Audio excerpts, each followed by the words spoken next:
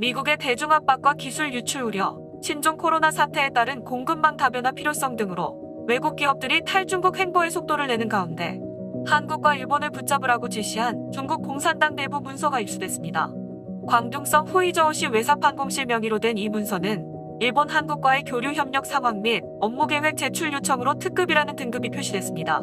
최우선으로 실행해야 하는 중대 지시라는 의미입니다.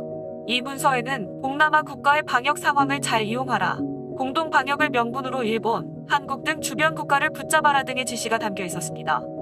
또한 후이저우시 외사판공실은 해당 문서가 광둥성에서 보내온 문서를 전달하는 것이라고 덧붙였는데요. 광둥성 정부가 한국과 일본이라는 특정 국가를 지목해 특급 지시를 내린 것은 최근 삼성전자를 비롯해 두 나라 기업이 중국에 합작 투자한 생산 공장의 중국 이탈이 빨라지면서 지역 경제에 비상이 걸렸기 때문입니다. 삼성전자는 지난해 10월 중국 내 마지막 스마트폰 생산 라인인 광둥성 후이저우 공장 가동을 중단했고, 지난 6월 중국에 있는 디스플레이 생산 라인을 베트남으로 이전한다고 발표했습니다. 일본 무역진흥기구는 지난 7월에는 30개 자국 기업이 중국 공장을 태국, 베트남 등으로 이전한다고 밝혔고, 애플의 최대 위탁업체인 대만 폭스콘도 생산 라인 일부를 인도로 이전합니다. 삼성의 철수로 후이저우 경제에 큰 타격.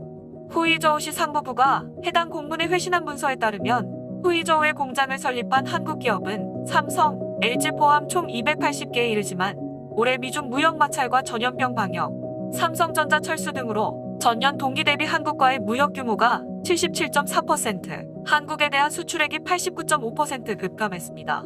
또한 지난 7월 말 기준 후이저우에 남은 한국 기업은 96개입니다. 상무부 회신 문서에서 집계한 280개의 약 3분의 1 수준입니다. 후이저우에 진출했던 한국 기업 10곳 중 7곳이 사업을 접었거나 철수한 셈입니다. 후이저우시는 한국과 일본을 붙잡기 위해 올해 예정된 광둥성 한국교류회 일본 광둥경제촉진회에서 후이저우 산업단지를 중점적으로 홍보하고 투자 의향을 보인 한일 기업 방문단을 구성해 후이저우를 시찰하는 방안을 마련 중입니다. 더불어 한국의 후이저우시 경제무역 대표부를 설치하고 한국, 일본, 싱가포르 기업과 기관의 현지 방문 조사에 적극적으로 응하며 주요 기업을 방문하거나 투자 유치 박람회를 개최하기로 했습니다. 중국 문제 전문 시사평론가 리린이는 후이저우시의 한 곳만으로 전체 상황을 살피기는 어렵다. 그러나 경제 전망을 장밋빛으로만 전하는 중국 공산당 언론의 보도 내용과 실제 경제 상황은 차이가 큰 것으로 보인다고 말했습니다. 리린이는 해당 공문이 특급으로 분류된 점에 주목하며 그만큼 상황이 다급하다는 방증일 수 있다며 외국 기업의 이탈을 막고 지역의 산업사슬을 유지하는 일이 절박한 것으로 풀이된다고 했습니다. 중국은 한국의 최대 수출 시장이자 최대 수입국입니다.